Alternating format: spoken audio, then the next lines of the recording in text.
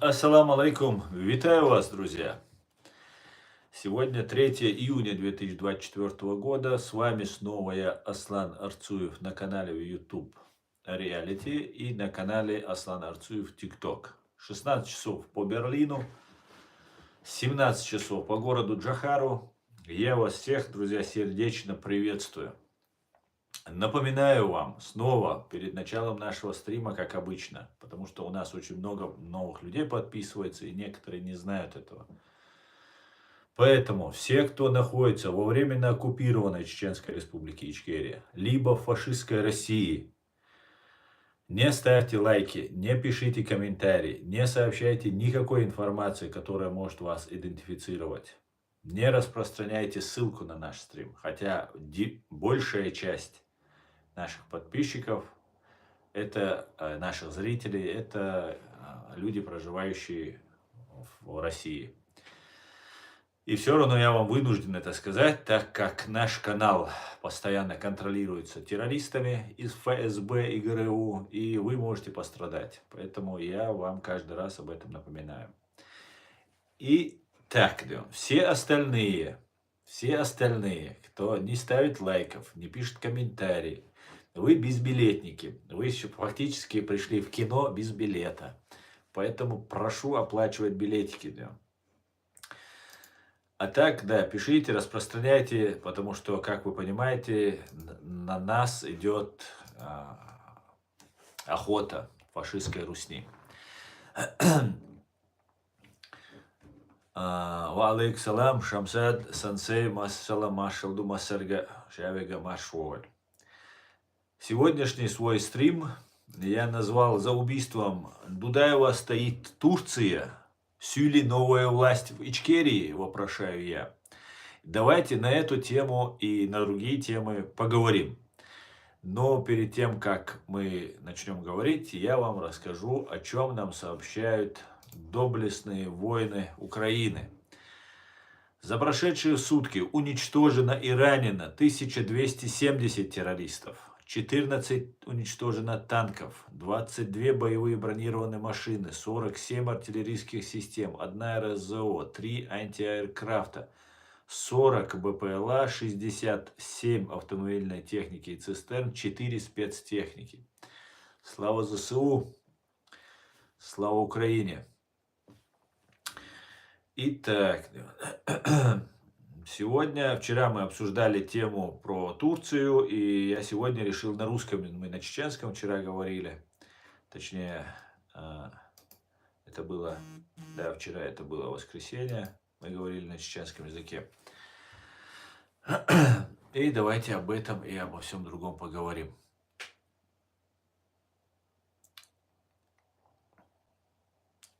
Так.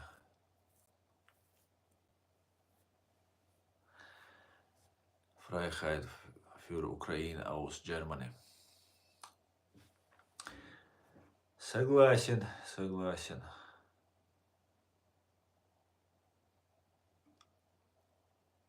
Freiheit. Свободу для Украины.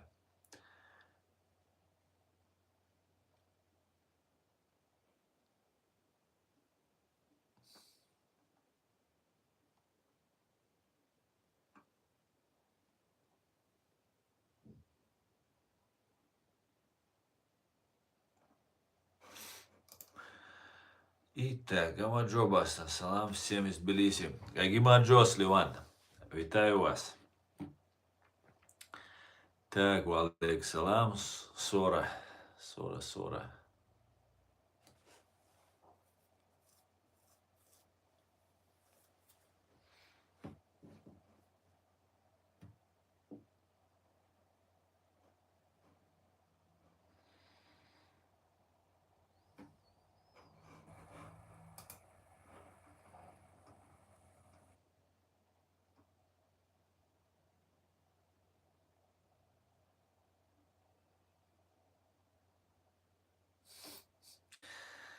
Кстати, друзья, вчера был день отца. Поздравляю всех отцов с этим днем.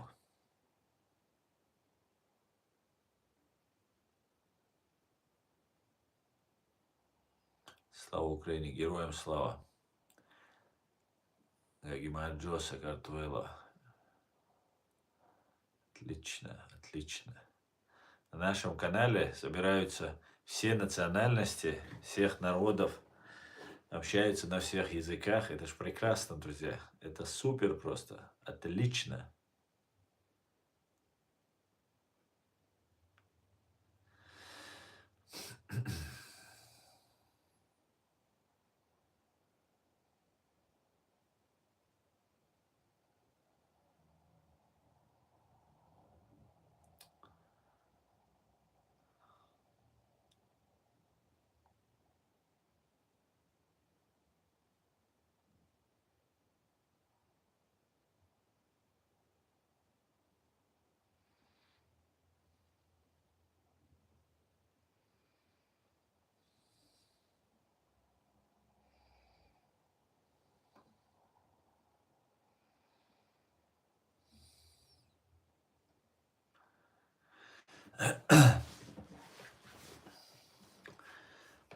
Захорогомный.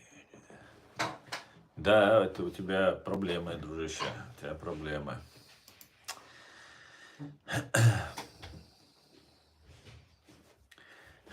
Хедгед Хог говорит. Надеемся, вы займете место Рамзан Кадырова в Чечне, и Чечня будет свободной. Ну, если занимать его место, то точно она не будет свободной. Это раз. А во-вторых, этого не произойдет, даже если она будет свободной, я там не буду. Так что, к сожалению, вашему Хэгдек.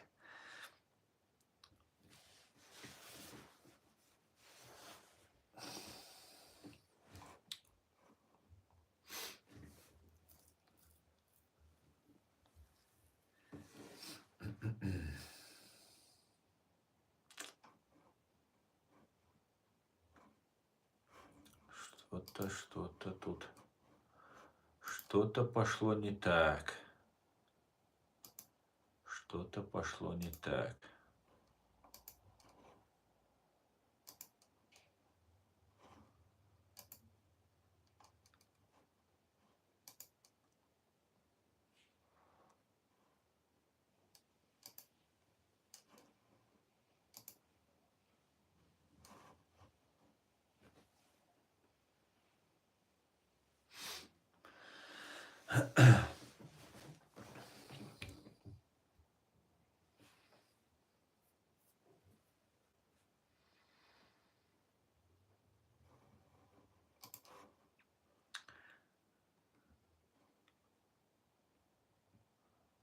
Вива Ичкерия. Так. Чечня вошла в состав РФ сама. Как сама сошла? О чем вы говорите? Давайте поговорим о том, как Чеченская республика Ичкерия вошла или вышла куда-либо, когда-либо. Давайте об этом поговорим. Дело в том, друзья, я хотел бы сегодня поговорить о Турции. Сразу же я хочу сказать, перед началом своего стрима, что я отношусь с большим уважением к турецкому народу, большим уважением отношусь к тюркскоязычному народу. Вы никогда не слышали от меня ничего плохого, никогда в адрес наших граждан тюркской национальности, тюркскоговорящие, проживающие в нашей стране, Чеченской Республики Ичкерия. И никогда не услышите, мы есть, вне зависимости от нашей национальности, вероисповедания, мы есть граждане одной страны, и у нас равные права. У меня и у них, у любого другого человека, который имеет паспорт. И мы все несем ответственность. Я несу ответственность перед своим народом и государством. И любой другой человек несет. Будь он кумык, будь он нагаец, будь он русский или армянин. Не имеет значения. Точно так же, как я несу ответственность здесь, в Германии, наравне с другими людьми. Хоть я и не являюсь на данный момент гражданином Германии. Но можно сказать, что мы все равны перед законом. И любой человек, находясь здесь, в Германии, если я начну работать на Ичкерию во вред Германии, я получаюсь шпионом, я получаюсь предателем, потому что мне доверили, мне дали гражданство, допустим, и я предаю Германию. Поэтому любой человек, который переходит на сторону русских или же переходит на сторону турков и начинает действовать во вред чеченского народа и государства, он является ямарцек, он является подлецом, он является преступником. И давайте об этом и многом другом поговорим. Турция, страна, как мы знаем, это империя, еще вчера. Сейчас у нее, как у русских, начинаются опять эти фантомные боли, воспоминания о величии османского народа, Турана, тюрков там, и так далее. Я не понимаю империализм. Я чеченец. Мы, чеченцы, никогда не были рабами, и у нас никогда не было рабов. Мы были аристократами, мы были дворянами, как говорил Джохар, генералами. И все были равны. Нет никого выше чеченца, и нет никого ниже чеченца. Ну, если он сам не опустился. Я имею в виду из свободных людей. Турция, к большому сожалению, имеет снова вот эти свои фантомные проблемы и мечтает о возрождении империи, которую, кстати говоря, они сами и похоронили. Халифат, так называемый халифат или турецкую империю, похоронили не кто-либо другой, ни арабы, ни сингапурцы, ни индонезийцы, ни другие мусульмане, а похоронили именно османы. Ну, ее нельзя было назвать ни в коем случае халифатом, потому что халифат это такое несколько, более полутора или около 1500 лет назад было образование, которое уже несостоятельно. Люди разделились на много государств и так далее, и так далее. Но теперь по национальному признаку турки хотят объединить всех в единое государство. Я абсолютно не против этого. Абсолютно. Я только за. Если это не касается нас. У нас маленькая страна. Мы попросили у Турции помощи. Джохар Дудаев и другие наши лидеры 2 раза бывали в Турции, где их очень тепло и хорошо приняли. И мы надеялись, что Турция будет нашим союзником и другом. Как, в принципе, американцы, Запад, НАТО. Но, увы и ах, не получился из Турции нам союзник. Получилось так, что Турция воспользовалась тяжелым положением чеченского народа. Я сейчас говорю только лишь свое мнение. Я абсолютно независимый человек. Это не исходит ни от президиума, ни от Ахьяда, чтобы потом вы мне не говорили. Я это официально со всей ответственностью заявляю. Конечно же, найдутся разные болтуны, которые будут это говорить, но это не так. Я просто хочу рассказать свое видение ситуации. Свое видение ситуации. Дело в том, что мы очень надеялись, что нам Турция поможет.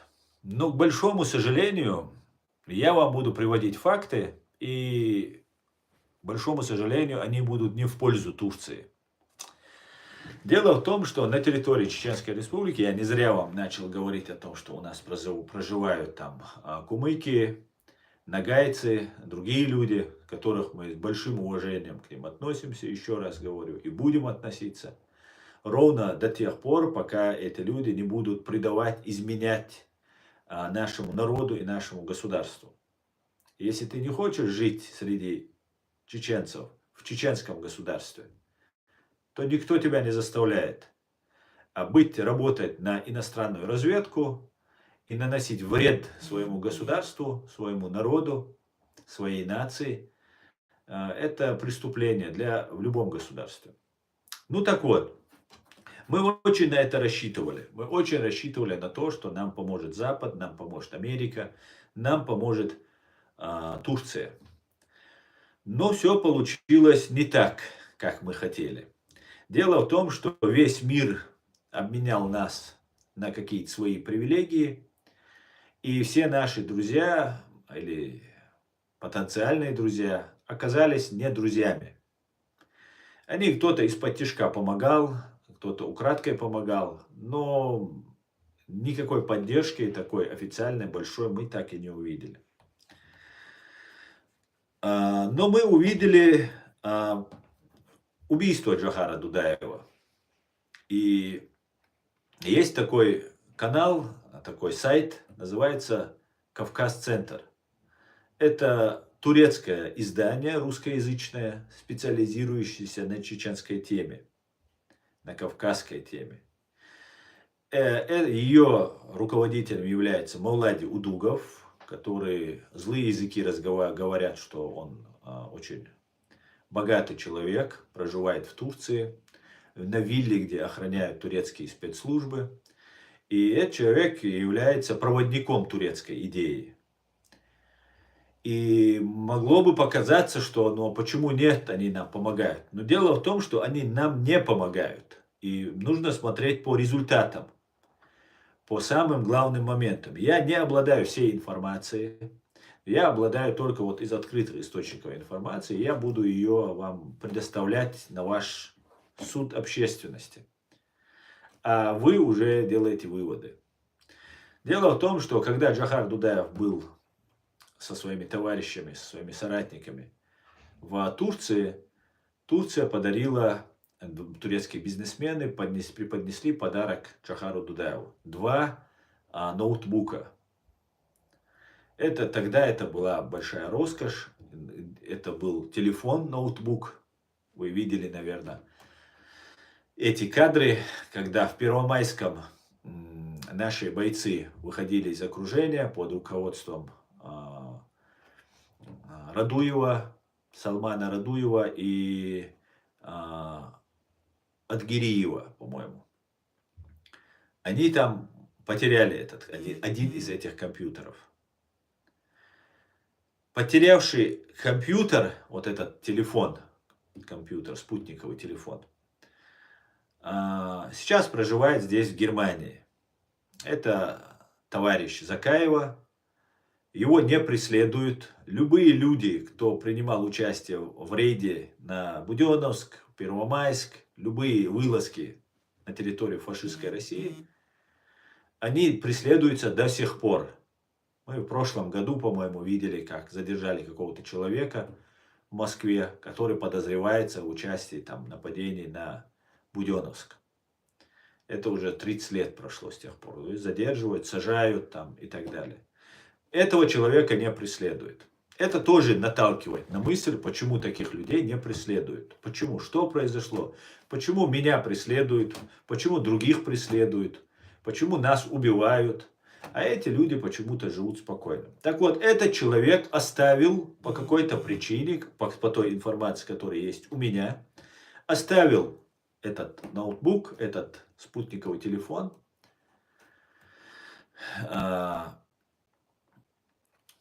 и покинул, вырвался, удалось им пройти, вырваться из окружения. И в Первомайском, и они ушли. Через какое-то время Джохар Дудаев погиб. Вернее, 21 апреля 1996 года Джохар Дудаев погиб. И вот что произошло дальше. Нам начало турецкое издание, русскоязычное турецкое издание «Кавказ-центр» распространять фейки с головой, приклеенной к туловищу Джохара Дудаева. С головой Джохара Дудаева приклеен, распространять фотографию, которая голова непропорционально больше туловища. Раньше фейки делались не так, как сейчас, вот эти разные подделки. Поэтому это было очень трудно. Ну и как будто ракета летит, стоит Нева, как будто человек разговаривает по телефону, смотрит в небо. якобы это Джохар Дудаев, как бы очень некачественно все сделано. И в этот момент попадает ракета. То есть у Маулади Удугова, у турецкого издания «Кавказ-Центр» должна быть фотография с российской ракеты, получается. Российской ракеты. Если это не фейк, эта фотография. И сопровождение на Кавказ-центре сообщается о том, что американцы дали наводку на Джохара Дудаева. И именно вот американцы убили Джохара Дудаева. Дело в том, что за некоторое время до гибели Джохара Дудаева американцы дали русским $6,5 миллиарда. Это была демократическая администрация Билла Клинтона, тогдашнего президента, который тогда сказал, нужно чеченский вопрос, чеченцами решить вопрос малой кровью. То есть уничтожить нас немножко, и мы должны покориться по Клинтону. Но Клинтон, наверное, не знает, кто такие чеченцы, поэтому у него были такие вот предположения. Может быть, это делалось для того, чтобы показать, что никакие американцы никак не поддерживают чеченцев.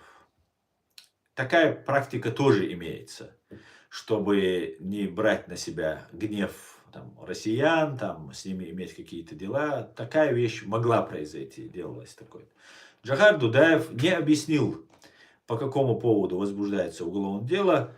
По крайней мере, я не помню этот момент. Я помню кусок видео, где он говорит, что чеченская прокуратура возбудила дело против Билла Клинтона, вероятно, за помощь, оказанную русским. Я не знаю, это была договоренность между Америкой и чеченцами, американцами и чеченцами.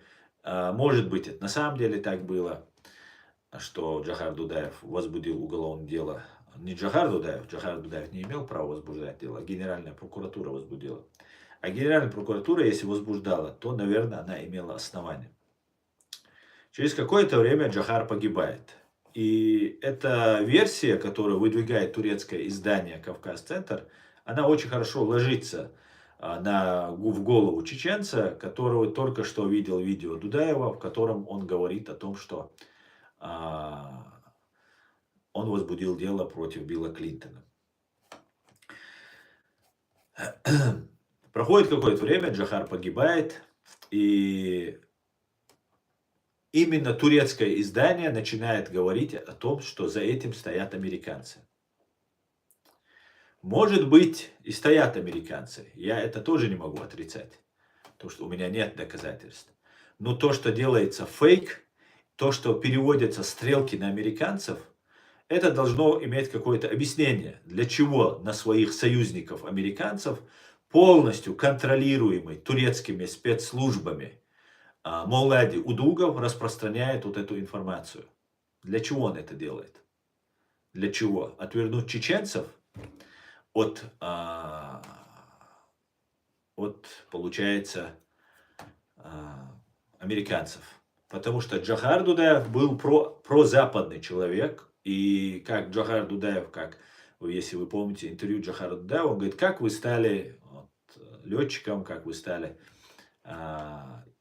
пилотом стратегического бомбардировщика, где он говорит, что он пошел в армию, служить пошел, в учебное заведение, и как всегда выбирал лучшее.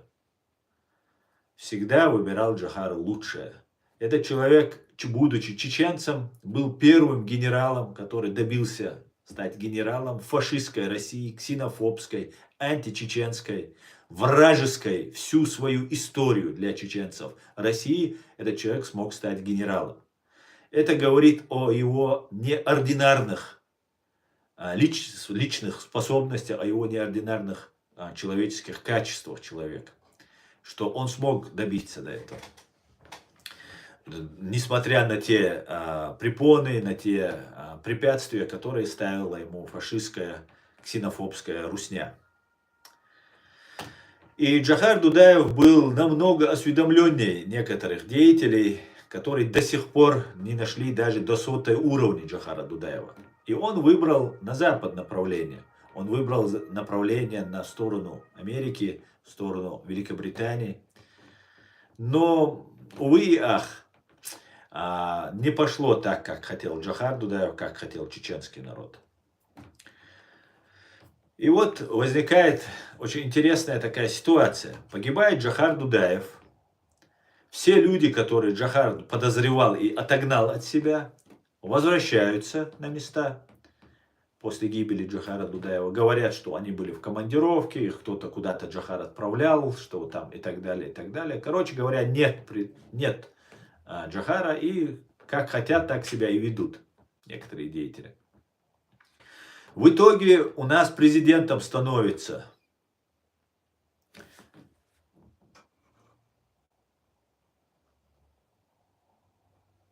сейчас, СЦ, я прочитаю обязательно твой комментарий, и он очень уместен. Спасибо тебе, Дейрейс Хуйло. Я просто пытаюсь быть объективным и пытаюсь рассматривать все стороны, чтобы не говорили, что я какой-то американский агент, который здесь там выгораживает Америку и там хочет обвинить Турцию. Ни в коем случае. Я не являюсь ничьим агентом, никто мне не платит, и никто не заставит меня говорить то, что я не захочу говорить. Никто мне не скажет и не укажет говорить то, что им нужно. Если это не соответствует моим взглядам, и если это не соответствует интересам чеченского народа. И я обязательно сейчас прочитаю, это очень важно, то, что ты говоришь. Я бы хотел, чтобы ты этот стрим сегодня мне чуть-чуть помогал, Дион, да? Потому что я думаю, ты информированный человек. Сейчас, одну минутку.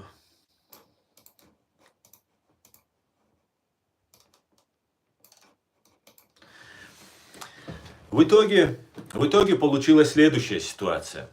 Джохар Дудаев, после гибели Джохара Дудаева, все люди, которые стояли вокруг Джохара Дудаева, оказались, которые разогнал он их, потом они собрались. Потом война закончилась.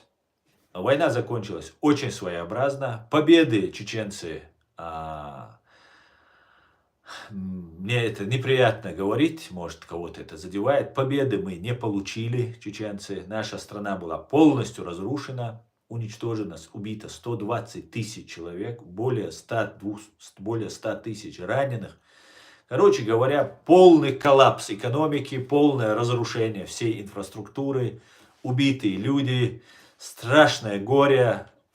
И плюс бандитизм, плюс это то, что делала Россия, внедряла свою агентуру и так далее, и так далее. И в этот момент у нас избирается президент пророссийский Аслан Масхадов. Вы не ошиблись, я правильно все сказал, вы правильно услышали. Пророссийский и его вице-президент, на мой взгляд, протурецкий. Так как есть основания сейчас у меня так утверждать. Ваха Арсанов. Эти люди были прочеченскими, они погибли, отстаивая чеченские интересы. Но Аслан Масхадов, как мне рассказывал один человек, и есть еще другие этому причины, есть другие еще основания утверждать так, очень верил русским и говорил, что больше Россия сюда не вернется. И Россия сказала, что она поддерживает Масхадова из всех, что Басаев неприемлемая фигура, и вот они поддерживают именно Масхадова. И тогда Масхадов, чеченцы, надеясь, что Россия от нас отстанет, что если вот они поддерживают Масхадова, что мы должны поддержать Масхадова, и в таком случае мы сможем там и так далее, жить нормально с Россией, сосуществовать там и так далее, и так далее. Но в итоге все получилось не так. Оба, и президент, и вице-президент, были убиты фашистской, российской оккупационной властью. И все пошло в тартарары. Да вообще после гибели Джохара Дудаева все пошло в тартарары. Дело в том, что нам начали забрасывать вот эту религиозную пропаганду усиленно, активно. Сейчас ее продолжают делать. Этим занимаются турецкие спецслужбы, этим занимаются. Потом уже, сейчас я дальше больше вы узнаете, о чем я говорю. В итоге начинается вторая русско-чеченская война, или пятая агрессия против чеченского народа, или как мы все знаем, вторая русско-чеченская война. Начинается она с того, что русские взрывают свои дома, и обвиняют в этом нас. И после этого вот начинают. До этого было еще куча террористических актов, очень много чего было. Но в итоге мы пришли к тому, что вот русские взорвали свои дома и сказали, что это мы. К большому сожалению, массовой такой мощной пропаганды со стороны чеченцев не было про эти взрывы домов. Это нужно было этот вопрос тогда именно добивать, когда Патрушев сказал, что это были учения, и там был сахар, а не взрывчатка. Тогда нужно было по всем каналам говорить об этом. Но Мовлади Удугов, который возглавляет турецкое русскоязычное издание, тогда был абсолютно радикален. И сейчас он, вот столько лет он отправляет чеченцев умирать во имя Аллаха. Почему-то сам он до сих пор в рай не попал. И не спешит попасть в рай, к большому сожалению. Хотя следовало бы, чем отправлять других людей в рай, самому нужно показать пример Мовлади. Не делать операцию по изменению лица, там, чтобы тебя не охраняла турецкая спецслужба, а идти там и делать, и становиться шахидом нужно, потому что много-много людей, благодаря вот твоей пропаганде, ушло на эту войну и не вернулось. Не просто в Чечне ушло на войну, в Чечении, а в Сирии ушло. И вот после гибели Джохара Дудаева, после начала уже Второй русско-чеченской войны, мы вступили в войну, я считаю, мы вступили в войну,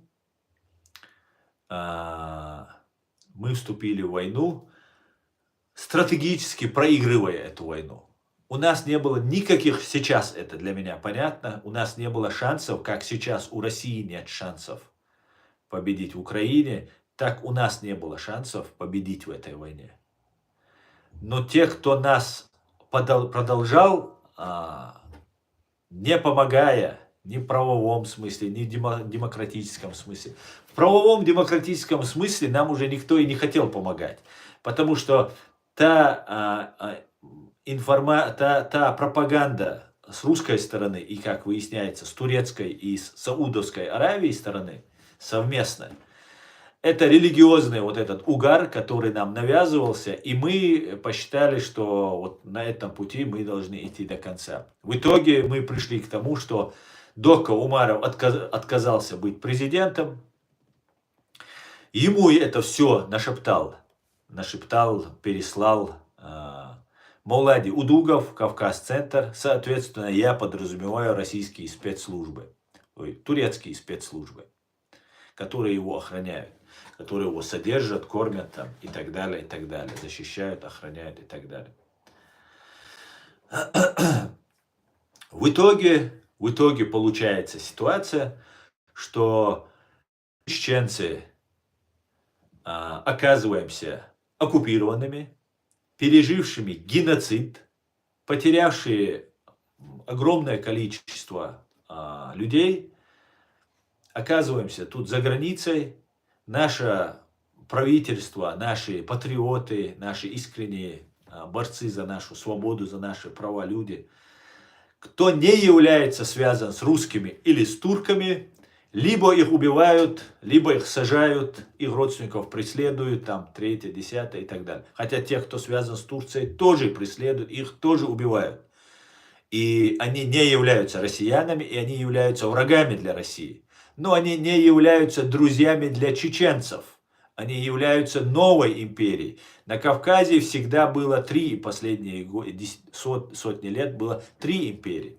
Русская, Персидская и Османская империя. Все 3 империи, все века были врагами чеченцев. Никогда Турция не была другом или союзником или помощником чеченцев. Вот в этой последней войне, вот в этих 2 последних войнах, простой турецкий народ нам переживал и поддерживал. Турция не была нашим союзником. К большому сожалению, это был обман, это было вероломство, которым славится Турция. Всю свою историю турецкая власть всегда славилась вероломством, подлостью, как и персидская, так и русская империя. И вот в этой ситуации у нас получается следующая картина. После гибели Джохара Дудаева турецкие спецслужбы наводят нас, тень на плетень, говоря, что это сделали американцы. Чеченцам объясняют, что все на земле кафиры и нам все враги, никто не помогает. Это делается совместно с турецкими спецслужбами.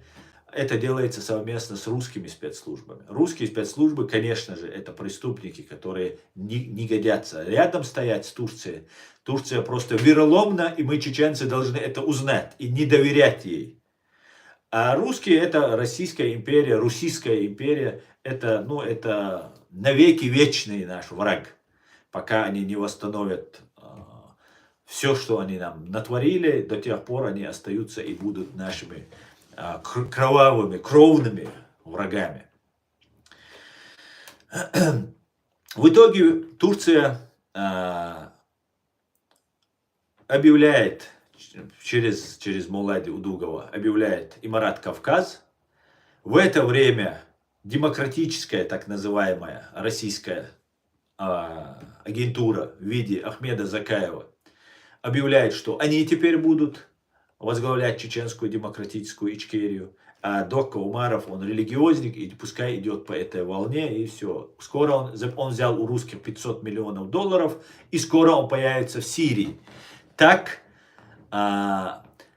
актер Ахмед Закаев возводит ложь на президента Чеченской Республики Ичкерия, который даже еще не объявил об Имарате Кавказ. За месяц до того, как он объявил, Закаев об этом знает, еще при живом президенте, еще он не сложил себя полномочий, еще он не стал возглавлять Имарат Кавказ за месяц. То есть в декабре Докка объявляет в 2007 году об Имарате Кавказ, а в ноябре, за месяц до этого, Закаев говорит, что Докка уходит, взял 500 миллионов у русских, и скоро мы его все увидим в Сирии, он туда перебирается, там еще куда-то там перебирается. И так далее, и так далее. В итоге получается, что якобы еще ничего не случилось, чеченцы, для этого мы здесь сидим. И то, что они думают, это только то, что они думают. А мы живем в демократическом мире, и его решение, последнее слово будет за его величество господином чеченским народом. И ни Турция, ни весь мир не уважает выбор чеченского народа, если сейчас поддерживают Закаева. И почему я сейчас склонен считать, что Турция, она вместе с русскими спецслужбами нас уничтожала и, вероятно, стоит за убийством Джохара Дудаева, именно потому, что после того, как Закаев объявил, что вот он является там представителем Ичкерии и так далее, турецкая агентура начинает поддерживать Закаева. Мы видим людей, которые, когда Докка объявил об Имарате Кавказ, вероятно, Докке было поставлено условие, что он должен на бумагах написать, как президент, если у нас не опубликовано, любой документ, любой закон, любой указ или распоряжение, если оно не опубликовано официально на официальных сайтах, наших государственных сайтах, то оно не имеет юридической силы. И не обязательно для исполнения гражданам и там, исполнением судьями. Такой закон, указ или распоряжение. И, вероятно, Докка не подписал этот документ, что вот он теперь слагает в себя полномочия президента и возглавляет Имарат Кавказ там, и так далее, и так далее. Поэтому для меня Докка остается президентом моей страны, хоть он и вот сделал такой выбор, для того, чтобы, видимо, чтобы как-то вдохнуть новую жизнь в сопротивление. И на первое время казалось, что есть какая-то помощь, поддержка и так далее, и так далее. Но это тоже быстро закончилось, и во всем мире поддержки мы потеряли окончательно после этого.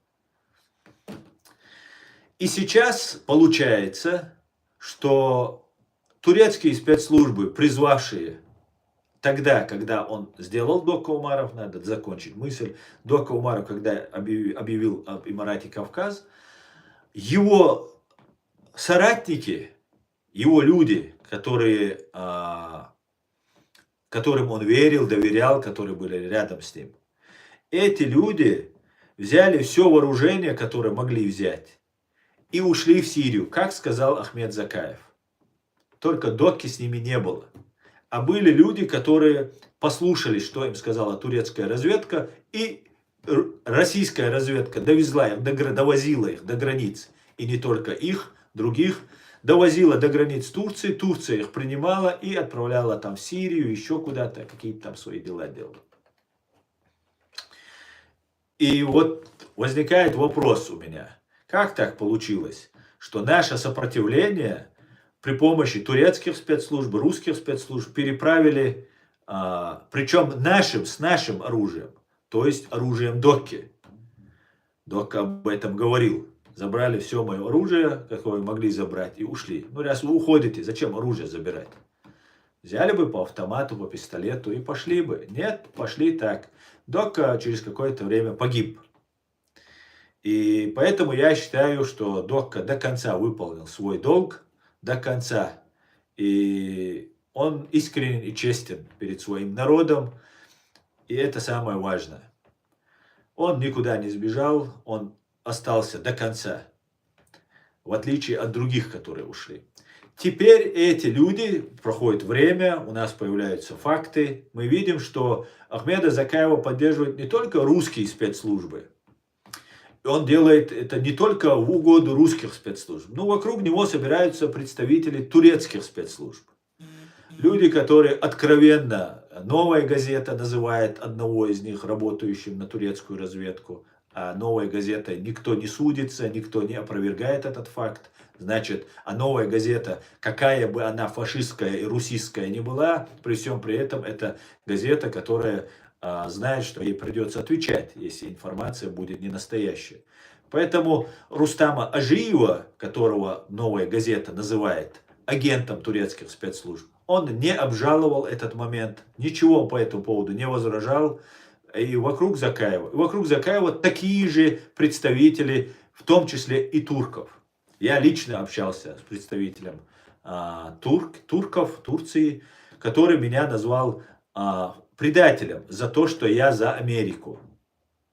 То есть какой-то турок считает, что мне, чеченцу, нужно быть за Турцию. И если я не за Турцию, а я хочу, чтобы, как мой президент, лучшее для своего народа, хочу дружить с государством, которое имеет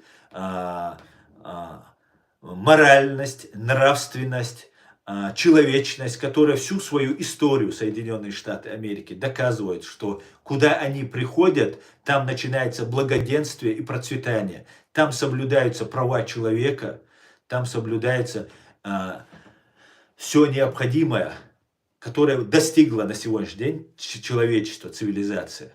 Что не скажешь о некоторых других странах. И вот нам предлагают отказаться от этого и служить Турции. Я не собираюсь служить Турции, абсолютно. Я считаю, Турция повела себя вероломно, подло, и я считаю, что вероятно за убийством Джохара Дудаева стоит Турция. Именно в силу тех фактов, которые я вам привожу. Компьютер, ноутбук, по которой был, вся деятельность, которая сейчас ведется. Да, сейчас работает на Турцию, вероятно, чеченцы. Но также там, я уверен, работают кумыки тюркоязычные. Это те люди, через которые Турция ведет свою политику на Кавказе, через тюркские народы. И у нас на стране они тоже есть. И эти люди, которые у нас есть, большая часть заселена, когда нас русские взяли. Мы их не звали и добровольно не принимали. Ну, не говоря уже раньше, кто приходил, там сюли, там другие дагестанские народы. Украинцы, которые у нас тоже очень много, которых мы принимали. Этих людей мы принимали, когда нас со своей земли прогнали, то есть истребили, и все, это были новые хозяева на нашей земле. Поэтому я им еще раз и еще раз обращаюсь.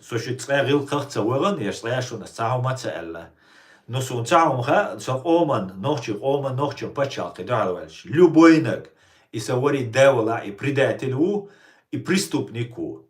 Турцин ты болбяш и валаха из Папуа Новой Гвинеи ты болбяш валаха. سقوم انتريش واحتا ايش كيج انتريش حالتيا يتعني وقدات ايش نكسنت سقوم انتريش جم واحتا ان سيجار цапейд бейрбу эльвала хагает и пейд. Я не видел пользы от Турции за эти 10 лет, что я здесь нахожусь. Я видел только, что Турция через свое турецкое издание, русскоязычное издание «Кавказ-центр» выдавала фетвы о том, чтобы митинги проводить по исламу. Это харам, это запрещено. А «Кавказ-центр» это был, по-моему, единственный тогда источник, которому так все смотрели, слушали и так раскручен, которому доверяли. Хотя у нас были свои другие государственные средства массовой информации. Кстати говоря, один из них Чечен-пресс, который Ахмед Закаев незаконно присвоил. И вот такой вот ситуации все, что делается во вред чеченцев, в угоду русских, делается от Турции. Сейчас, попробовав уничтожить нашу государственность, не обращая внимания на то, что выбор чеченского народа от 25 ноября 1994 года, принятый на Конгрессе, Общенациональном конгрессе чеченского народа, несмотря на то, что Турция себя называет демократическим государством, она игнорирует. Абсолютно выбор чеченского народа игнорируется. Понимаете? Всеми, что русскими, что турками. Они посчитали, что они могут теперь, если они нас всех убили, всех там нас не стало, теперь можно на нас не обращать внимания. И вместо того, чтобы с легитимной властью в лице президиума правительства Чеченской Республики Ичкерия взаимодействовать, турецкие спецслужбы взаимодействуют с российскими спецслужбами. Здесь, в Гамбурге, живет Агаев Сайхан. Этот человек работает на российские спецслужбы. И в этом я убедился, когда в прошлый раз, вот буквально несколько месяцев назад, когда Агаев Сайхан, который добывает здесь информацию, едет в Чечню и эту информацию там своим кураторам передает. И вот этот Агаев Сайхан неоднократно пытался устраивать провокацию, один раз точно на свадьбе, которая была моего родственника, против меня, они человек 40 туда пригнали, они всю свою вот эту шушеру здесь, из Германии, из Гамбурга. Вот этот Агаев Сайхан, тесно, постоянно вокруг него турки. Везде вы можете взять любого, вы поедете в Швецию, друг здесь проживал, здесь, этого же, сейчас находится в Швеции. И вот эти все люди, религиозники, нам с одной стороны представляют, что мы там должны быть за чистоту ислама и так далее, но почему-то эти чистоты ислама, если вы искренне, если вы правда за свою чистоту ислама и настоящие в том, что вы говорите, то почему вас финансирует, вам помогает, почему вам это делает Турция?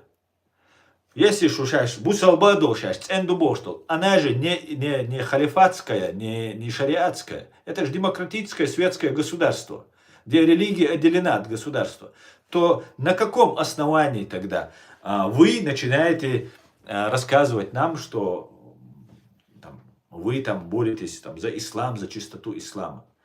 И вот эти борцы за чистоту ислама бывают связаны с российской разведкой. Вот как, например, с Агаевым Сайханом.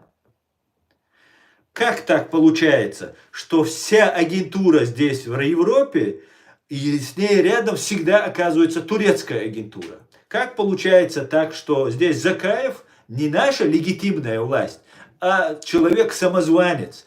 Как получается, что именно в Турции, я считаю, что это турецкие и русские спецслужбы вместе делают, пытаются исказить наш герб, исказить звезды на нашем гербу.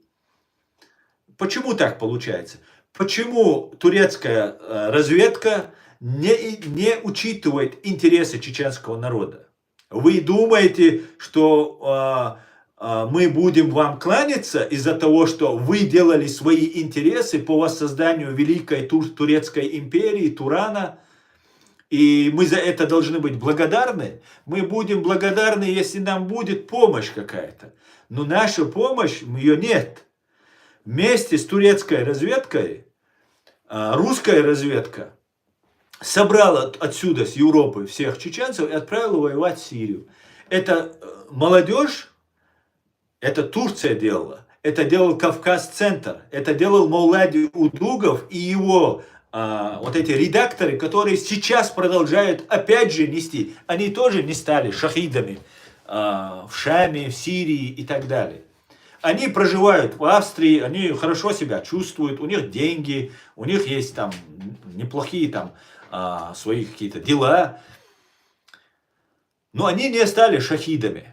А вот мой племянник, который был чемпионом то ли Бельгии, то ли Австрии, то ли Вены по боксу, Минкаэль Арцуев, 18-летний пацан, которому обработали вот эти бойцы с Россией, да, ведь так ведь я также представлял, если ты воевал против России, то ты, значит, искренне, честный, и ты заслуживаешь уважения.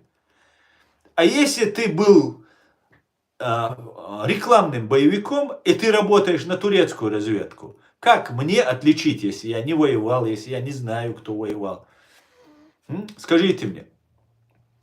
Если Турции помогать, если Турция, в Турции живет очень много чеченцев, бойцов наших живет, честь и хвала этим бойцам. И я всегда большим уважением относился. Но вот если они защищают мой народ, мою страну, если он не защищает мой народ, а турецкую, то он их герой. Это хорошо, пускай он будет чеченец, герой, генерал турецкий. Но, пожалуйста, не надо вредить моему народу. А Турция вместе с Россией вредит. Я так это вижу. Я не вижу проблеска в этой ситуации. И сейчас я вижу, что поддержка Ахмеда Закаева турецкими спецслужбами, она легитимизирует на Западе. Мы тут сидим, наблюдаем, говорим, пишем, но от нас воротят нос. Почему так, спрашивается? Может мы связаны с русской разведкой? Может мы какой-то вред наносим?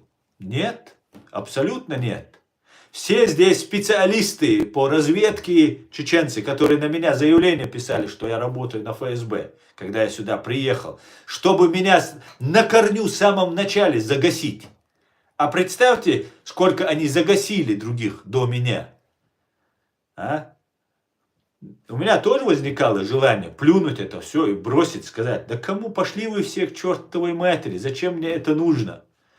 Но так как я вижу, чем я дальше влазю в это, тем хуже ситуация моего чеченского народа, я вынужден не молчать.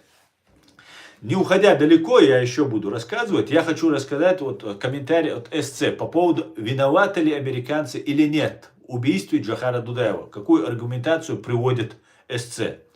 Американцы не стоят за этим убийством. В Америке подняли бы хай журналисты. Это было бы невозможно скрыть. Это мог сделать только Агентство национальной безопасности в США. А это огласка. Далее. Ты убрал следующий комментарий, который был. Да, по-моему? Вы тут много написали комментариев. Я сейчас...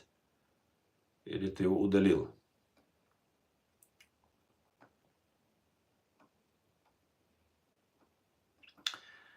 Так, нам здесь они тут спамят, полностью наш эфир засоряют. Я полностью с тобой согласен, СЦ. Я считаю, что американцы за этим не стоят, потому что, как можно убить своего человека фактически? Я не говорю, что он был их человеком, но как убивать? Не удалил, да? Не удалил. Почему-то. Сейчас я его найду тогда.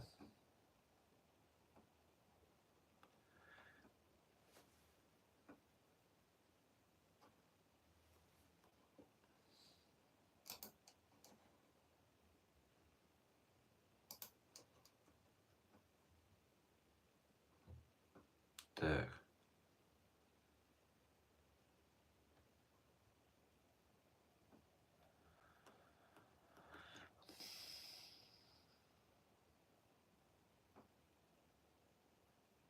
Через кумыков, азербайджанцев и карачаево-балкарцев Турция хочет иметь влияние на Кавказе. Да, демократ, совершенно верно. И знаете, был тут один деятель, тоже Ахмед Закаев подвел, Эдам Банд, что ли его звали, карачаевец он был. Я тогда не понял, почему он на меня наехал. Он сказал, что я на карачаевцев что-то сказал. Дело в том, что дома взрывали, кстати говоря, да, очень интересно получается. Карачаевцы. Волгодонский дом взорвали карачаевцы. Они подогнали грузовик. И я об этом сказал. Они осуждены, они пожизненно сейчас отбывают наказание. Крим Шамхалов и Декушев, по-моему. И я в контексте сказал даже не так грубо, как сейчас это сказал. И вот этот закаевский подсосник, Адам Бант есть такой черт, по-другому я его назвать не могу. Он начал на меня наезжать, что я на всех карачаевцев наезжаю, там, 3-е, 10-е. Я не наезжал на все, я извинился на всякий случай перед всем карачаевским народом, потому что я не наезжал и не делал этого. Но очень совпадение получается, да, что карачаевцы были в этом деле, и какая-то турецкая спецслужба получается, да. Может, конечно, русские задействовали этих карачаевцев, чтобы таким образом бросить тень на турков. Короче, Цакарёха, комментарий СЦ, не могу его найти. Ой, тут много. Еще вот эти забивают. Я один халдаться по этому поводу, если можно. Если бы США стояли бы за убийством Дудаева, Ассанж и Сноуден давно предъявили бы доказательства в виде украденных файлов у американского правительства. Абсолютно верно. Я прочитал вот этот твой момент и хотел найти этот комментарий. Хорошо, что ты напомнил об этом. Абсолютно так. Все секреты, которые только возможно было слить, Ассанж и Сноуден слили. Там нету ни одного слова, если бы там было бы. И еще очень важный факт, что за этим не стоят американцы. Я всегда слышал, что эти ноутбуки подарили турки, турецкие бизнесмены Дудаеву. Русские везде указывали, где я слышал, и у меня на слуху это всегда резало слух, что это подарили американцы. Вот для чего? Для чего они это говорят? Если я везде слышал, что это были турецкие бизнесмены, которые очень хотели помочь Дудаеву. Тем более, что Сноуден работал по контракту с АНБ, и он украл у АНБ огромное количество файлов. Да, он практически все украл. Сноуден все украл и выложил все это, отдал Ассанжу, и вот таким вот образом отдал русским, туда перебрал.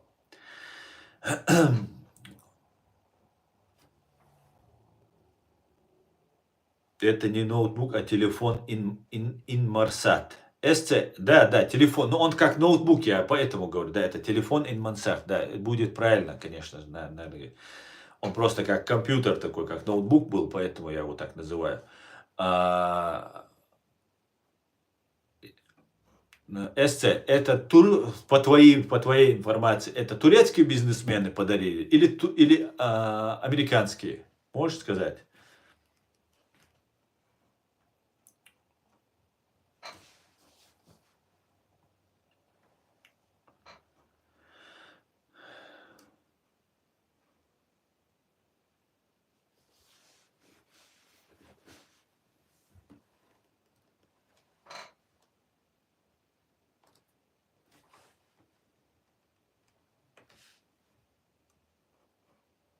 Чеченец турецкого происхождения подарил. Ага. Все, Баркал, это, я думаю, это точная информация, если ты знаешь и вот эти все вещи, что он был чеченцем и так далее. Османская империя помогал имам Шамиль. Ну, к чему привела эта помощь, мы знаем. Первый телефон Дудаеву подарил американец из рук в руки. Первый телефон подарил все-таки американец. А второй телефон подарил чеченец, да?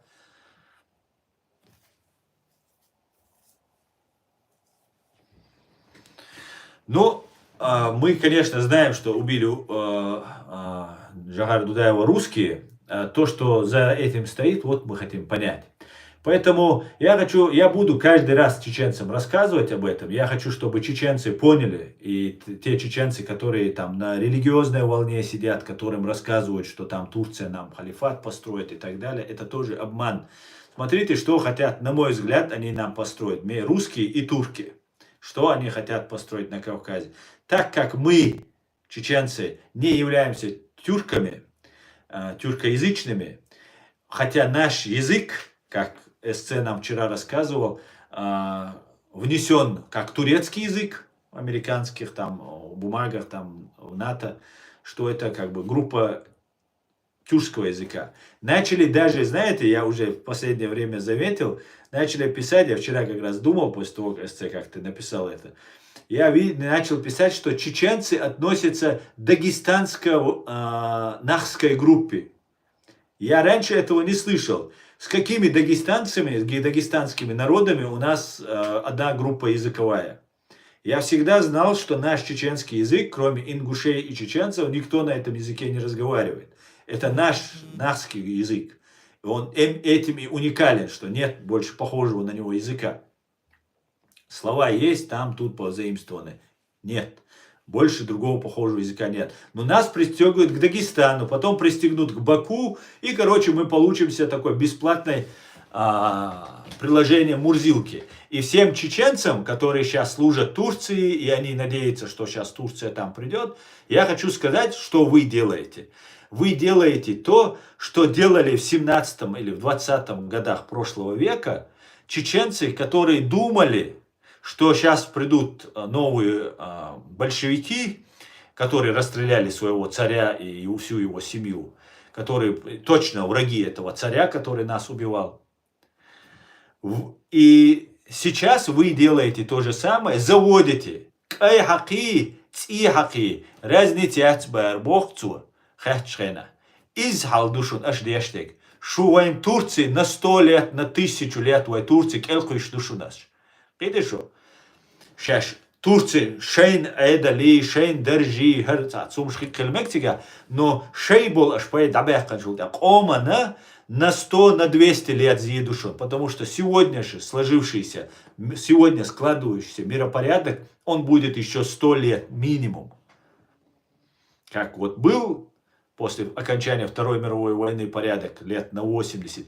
Вот сейчас будет миропорядок на 100 лет. И если нас сейчас пристегивают к Турции, благодаря вам, если бы вы не служили бы Турции, если бы вы сказали бы, у нас есть свои национальные интересы, давайте вы будете, мы свое государство, тем более это выбор чеченского народа.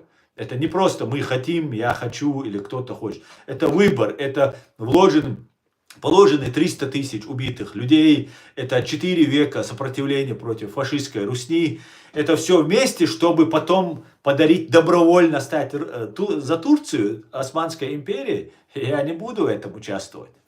И чеченский народ в этом не будет. А моя задача просветить чеченский народ, чтобы он понял, что Турция является такой же империей и потенциально нашим врагом, если она ведет сегодня с нами такую игру. Она откровенно пророссийского Ахмеда Закаева собирает вокруг него людей, и вот они двигают. Почему они так делают? Почему же не делать это вокруг президиума? Объясните мне, пожалуйста. А дело в том, что Турция не будет расследовать убийство чеченского народа. Потому что там могут всплыть в том числе убийство Джохара Дудаева, другие вещи. И Турция не заинтересована, на мой взгляд, проводить суд над террористами в России. Единственный, кто в этом заинтересован и готов к этому, я думаю, это американцы и англичане. А турки к этому не готовы. Потому что у Турции, у самого рыльца в пушку. Понимаете? И вот эти вещи мне нужно объяснить. Я не знаю, что у вас есть халхиты тица богшунас, ночи, догалилшвол, ночи бютшунас. Война ямартлу юшун цутурцину ящик, сюекач. Со цаума уеш вачун, со американец вачун, ю боси. Валлахи, биллахи, таллахи вацк. Ну, суна войнека войн гулябек игуа. А Турцию войн ящик ямартлу. И ямартлу не цари Турции, царя гаскшан годеш, все время хавошел, гаскшан годин хавошел, закаю. Сүйе ғасқшан тибуал би сунти шинахт ибоқж вирбават тористанол закаю. Вен ше дол массуман хит Кадыровский бэрхэн кельши шичва вахаэн замминистра нядинаг фейковый должностель Кадыровский бэр келахаэн ғасқи бэр кыз Кадырова неллел ғасқш. символ геноцида чеченского народа. Кишун у доказательства, кишун уишсун. Саха? Но ишт зедушун вайнцу Турцию дештеш. На нашей территории проживают тюркоязычные, как я в самом начале сказал, люди. Эти люди, сейчас Турция, конечно же, будет делать ставку на этих людей. Не на чеченцев, а на этих людей. Понимаете? Чеченская группа, чеченский язык относится к наской группе языков, а не к андийский, по-моему, да? Он аваро-андийский язык. Да, конечно, я никогда не слышал, чтобы нам говорили, это дагестано-чеченская группа языков. Представьте, все, наш язык исчезает. Шу душуни, турцин, годештеш, ну, шу цугуман дейх душун, ваймот истреблять беш, цугуман дейх, шу душун, хульштеш. Да, шун дейх, карду, да, сунер, возможность, елла, дейл, шиду, ахаршу, да, дакайхда. А решение ашьё. Шай мохки, шай хами, халлак дойч. Турцин, карадавай таной. Так, например, Мухоль. Дальше смотрите. У нас настроены мечети. Я давно говорю, несколько лет я уже вижу, что из чеченцев хотят сделать, из Чеченской республики Ичкерия хотят сделать новую Палестину. Дело в том, что у курдов, у персов, у русских, у всех есть свои враги. Это империи, которые всегда кого-то угнетают. И нас, чеченцев, будучи не тюркоязычными, очень удобно будет говорить, какие вы мужественные, какие вы воины. Давайте быстро курдов, вон там нужно там подавить, там надо принять участие там туда-сюда.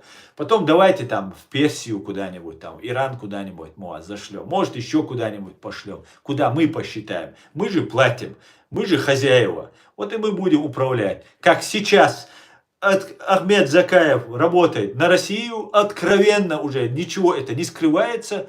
Вокруг него чеченские войны. Как Ахмед Закаев, ладно, он политик, он там туда-сюда прыгает, предатель, все бывает. Ну как чеченский воин может быть? И они смотрят мои видео, они мне говорят, мы смотрим твои видео, там некоторые говорят. И они прекрасно знают мою позицию и нашу позицию, которую мы здесь излагаем. Но при всем при этом они не отходят от Ахмед Закаева. Почему? Потому что им Турция не велит. Потому что это люди, работающие на Турцию, не на чеченский народ. На Турцию работают. Так вот, у нас живут эти сюли. Сюли это аварцы, это кумыки, это нуры. Я это так произношу. В моем понимании это так произносится. Меня тут задавали, кто значит сюли. В итоге мы получаемся радикалами, исламистами, каратистами, которых Турция будет использовать в свою угоду, в свою пользу.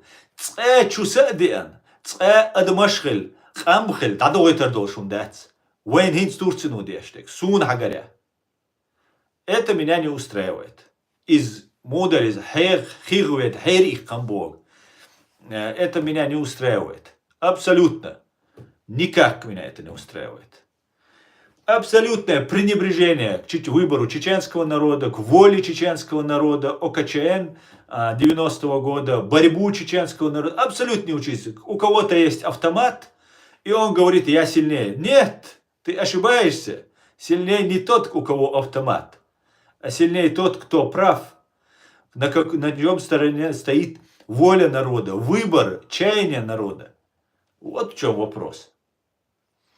Вот эту ситуацию нам нужно объяснить, разъяснять чеченцам. Любой турк шванчубалу гашчугуй и за сюльш сушун. Война имам шамалвар, хинс вой новый сюли хирушун. Мидалш хэл мекшун синтуам бинаша бош хэл мекшун сува. Шач осет хэл убо. И турцы цуй и ночи оман хитцалс пайдбеш о ичара сун гинуац. Хуза хунд элча хат омбарх цатуэ.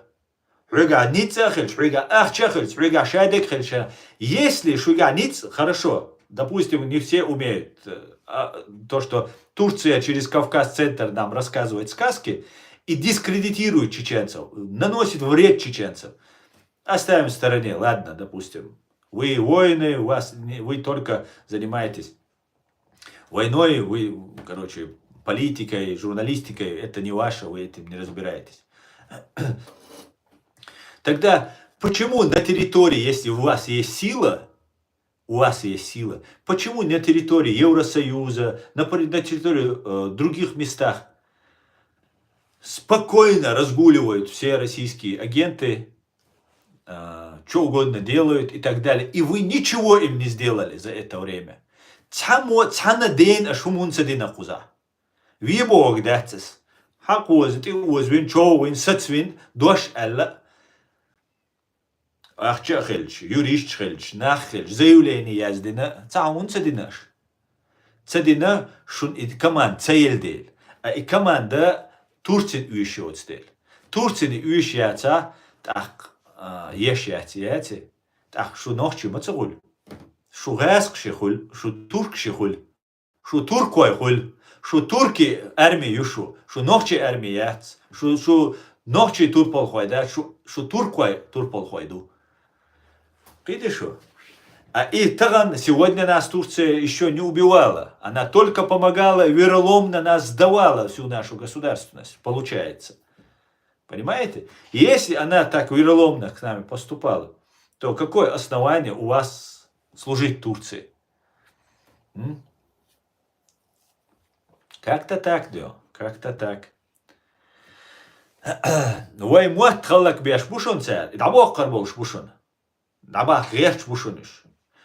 И нас полностью хотят превратить в инструмент. У нас надстроены мечети, у нас нет заводов, фабрик, институтов, университетов. У нас есть мечети и спортзалы. Как раз физически крепкие, дух у чеченцев есть, физически крепкие, мозги заложить любую пропаганду. Сегодня мы говорим про ваххабизм, завтра мы говорим про какой-нибудь агнатизм. Вот сейчас появились националисты, якобы появляются. И националисты уже свастика у них. Свастика, как у нацистов, немецких нацистов была свастика.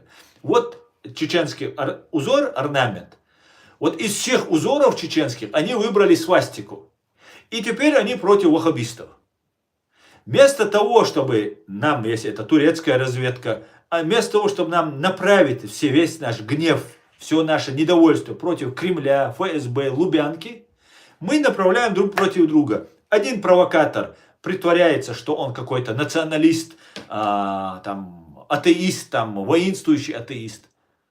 Другой провокатор, который представляется ваххабистом, религиозником и так далее, сидят в интернете и начинают поливать друг друга грязью. И все, и мы делимся. Одни говорят, надоел ваш ваххабизм. Вот здесь сидит ваш ваххабизм. Если честно, чеченский народ уже воет от вашей тупости и глупости, которую через турецкие спецслужбы, арабские спецслужбы и русские спецслужбы вы нас здесь представляете. Вы готовы дружить с русским, прорусским, чеченоговорящий, биоват. Главное, если он говорит, у него два волоска вот здесь, и он говорит, инча Аллах, маша Аллах, все.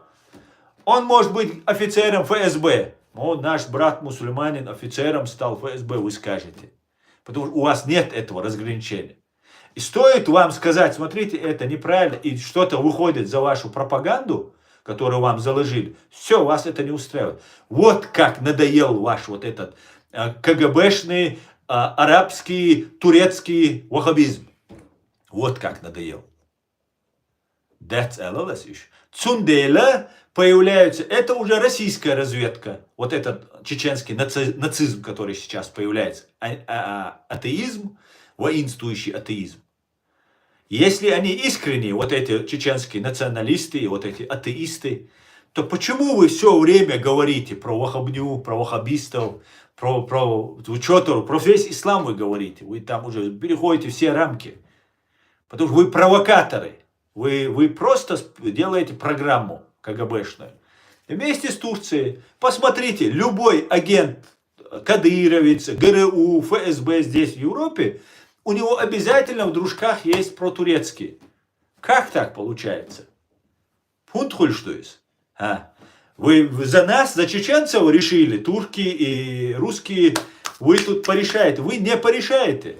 Понимаете? Вы так не порешаете. Ахмед Закаев категорически не пускают в Турцию. Он враг Турции. Ему запретили въезд в Турцию. Когда-то. Сейчас вокруг Ахмед Закаев собираются протурецкие его деятели, которых «Новая газета» в том числе называет турецкими агентами. Я когда сел сюда вести вот эту свою деятельность, меня проверили там под микроскопом. Мою личную жизнь, мою семейную, мою родословную, что только не проверили. Теперь я считаю, имею право, как человек, который заслужил все вот эту грязь, которую вы на меня лили, в том числе Ахмед Закаев, вокруг вот эти деятели, которые говорили, что я ФСБшник. Что специалист, что профессионализма. Дырка вышла из вашего профессионализма. Понимаете? ФСБшник. Цахилярсо. Ашмабо. Ну, ашедергам дирсо уэлит. Со бева. Насвах цатишита. Почему так происходит? А?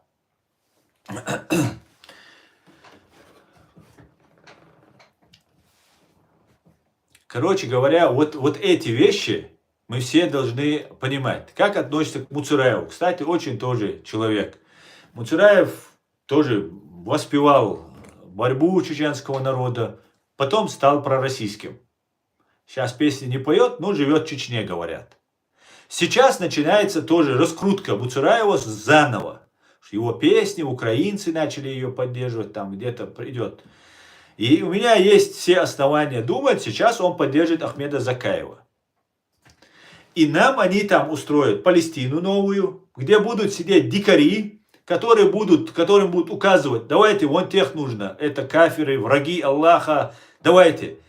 Просто не Аллах им это будет говорить, а какой-нибудь турецкий генерал разведки это будет говорить. Или какой-нибудь Саудовской Аравии какой-нибудь, якобы сидящий в тюрьме какой-то ученый ислама. Он сидит, ученый ислама, мы его не видим, не слышим, он нам какую-то бумажку присылает. Митинги делать в Европе нельзя, харам, мусульманам нельзя. Самый протестующий, самый митингующий народ на этой земле – мусульмане. Ну, может быть, французы еще есть. И вот мусульманам нельзя делать митинги, потому что так сказал турецкое издание «Кавказ-Центр». Кому это выгодно? Кому выгодно было в 99 году, когда Мулади Удугов говорил, мы первыми нападем в 21 веке на кафиров? Где там кафиры были? В Дагестане были кафиры? А? Мы не будем строить комбайны. Комбайны нам говорят разные чиновники. Мы будем воевать, вести джихад. И джихад он вел на вилле в Турции почему-то. Все там вели, а он на вилле в Турции вел. В Сирию точно так же. Я помню отлично все статьи Кавказ-Центра. Даже если они их удалят там оттуда. Я помню, какие там статьи. Как сейчас они раскручивали ситуацию против Израиля, чтобы тянуть туда чеченцев. Это нужно было Путину. Нужно было на 7 октября напасть, совершить акт геноцида против евреев, чтобы разжечь мировой пожар революции, поднять всех мусульман на этой земле. И этому способствовал Кавказ-Центр. Сейчас до сих пор антисемитские, фашистские лозунги один за одним. Почему об этом не говорят? Вот эти антифашистские, антиизраильские, антисемитские лозунги не говорят турецкие газеты. Почему турки об этом не говорят? Почему говорят человек, который представляется чеченцем? Хотя Мулади Удугов, он уже турок, он никакой не чеченец. Он гражданин Турции, и пусть будет, он служит Турции, пусть дальше служит Турции. Почему его племянник Мулади Удугова снимает синагоги и потом делает суд ему здесь в Берлине? Поймали его, они там снимали синагогу. Почему его племянник не снимает российское посольство? Какая в голове логика у людей, которые хотят что-то сделать в синагоге, они говорят, что ничего не делали, просто снимали. Почему он не снимает просто российское посольство? Ведь он же должен, наверное, к российскому посольству испытывать, что сделали ему евреи, которые пришли помолиться. Между прочим, вот эти религиозные евреи, они выступают за то, что сейчас Палестину там государство дать, что там Израиля вообще не должно быть, говорит. Зачем снимать их синагогу? Они вообще праваши. Зачем? А для того, чтобы здесь была информация, что чеченцы готовятся что-то на синагогу. Ничего он не сделает. Он же племянник, он свой, он рядом. Он для провокации будет использован. Понимаете? А делать он сам ничего не будет. Делать будет другой. Другой чеченец будет делать. Понимаете? Который поверит наивно вот этим профессиональным провокаторам. Кто ответит за то, что вот эти все люди собрали всю здесь молодежь из Европы и отправили в Сирию погибать? Кто? Турция, турецкое правительство будет отвечать? Или Мавлади Удугов лично будет нести ответственность? Кто будет за это отвечать? Вот такие вот вопросы у нас возникают, друзья. И мы должны все это знать. Мы должны все, я вам это почему рассказываю, друзья. Любой момент может стать, что я не смогу вам это рассказывать.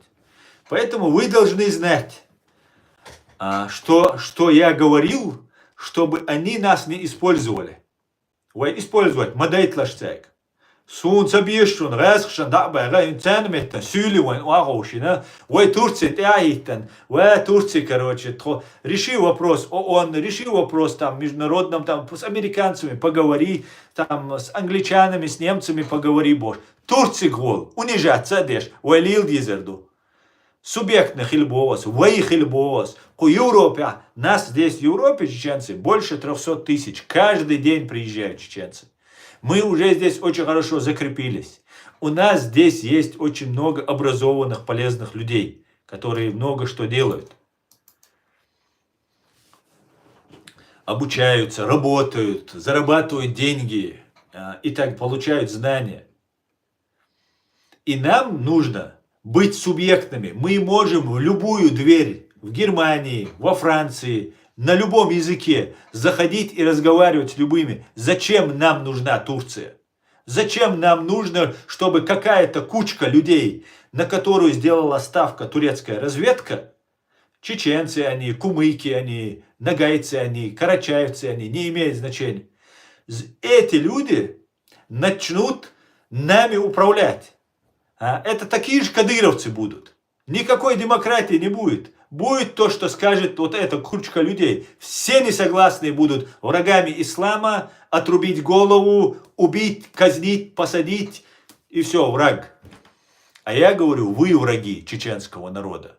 Потому что вы ничего не делаете за эти 10 лет. Я не видел вас, когда нас отправляли в Сирию. Вы помогали отправлять нас в Сирию. Вместо того, чтобы вот так поднять руки и сказать, стоять, не идите, стойте, юдерз. Кайхдеш, Кавказ-центр, Хлизер, Кавказ-центр разжигал эту ненависть, отправлял туда. Понимаете? И сейчас мы никому не верим.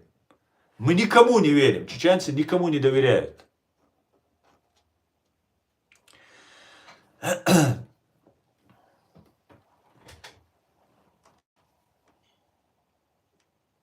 Как-то так, друзья. Давайте почитаем ваши комментарии.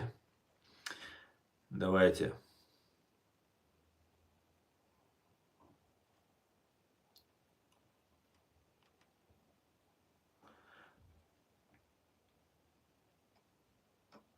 Если так исходить, вот то, что делается,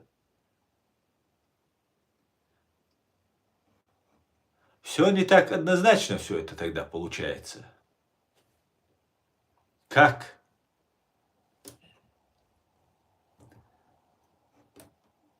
Невероятно просто.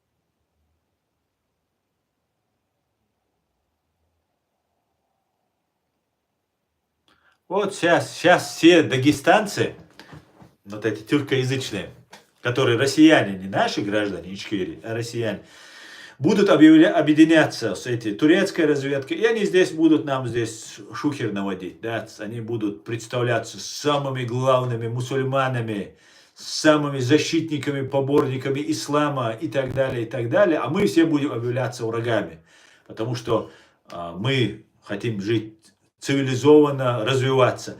И потом, когда мы станем в ряд с турецкой империей, когда новые чеченцы будут уже пушечным мясом, молодые, которые еще даже не родились, будут использоваться на подавление там курдов, еще кого-то бросать. Вот тогда вы вспомните, что я вам сейчас говорю. Если мы допустим до этого. Но мы не допустим этого. Ночью оман служить тадишу. Каждый должен служить чеченскому народу. Если он не служит чеченскому народу, он служит дьяволу. Он служит сатане. Ночью чего ночью служить тадис. Рэска чего рэскшан до служить. Ночью чего ноччан тадис служить. Видишь что? Китанина служить тадиш, вац ночью. Ша ночью вала. Вац атак. Ша туракуал. Ауавиз.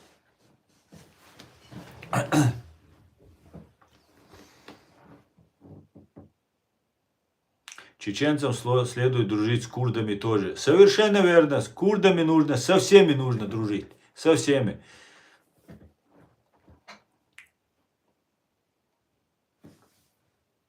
Абсолютно. Курды отличный народ, который так много лет борется за свою свободу и независимость. С кем нам еще дружить, как не с курдами?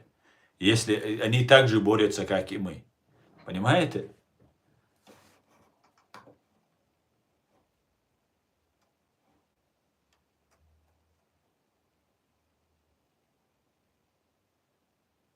Магомеда говорит, ты всю дорогу, ногчи, ты нацист в душе.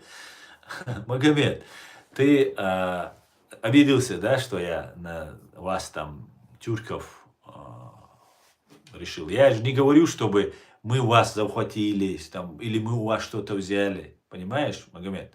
Я говорю, чтобы не лезьте своим свиным рылом в калашный ряд. Есть такое выражение. Это не ваше. У вас есть Туран, у вас есть много тюркских земель. Пожалуйста, туда. Хотите вы к нам? Пишите документ, делайте референдум, присоединяйтесь к Ичкерии. Весь ваш Туран, мы до большой, до широкой души люди, весь ваш Туран мы готовы принять в состав Чеченской Республики Ичкерия. После того, как чеченцы проведут тоже референдум о том, согласны ли мы вас взять или нет. Понимаете? Поэтому нацисты мы, это ваше вот это дешевое вот это упреки, нацисты мы, не нацисты. А вы кто? Ты подхолопник или ты протурецкий? Объясни мне. Нацисты мы. Хотим мы нацисты, не хотим мы не нацисты. Вас вообще это никак не должно касаться. Понимаете? Вы вообще с этого канала можете уйти, если не согласны.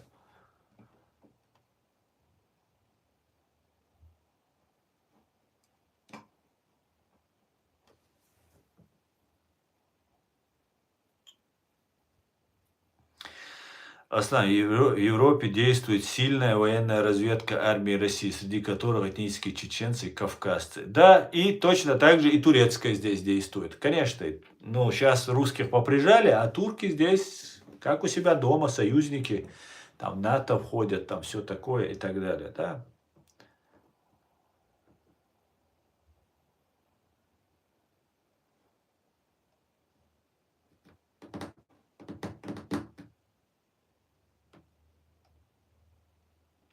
Алейкум салам, Таджикистан.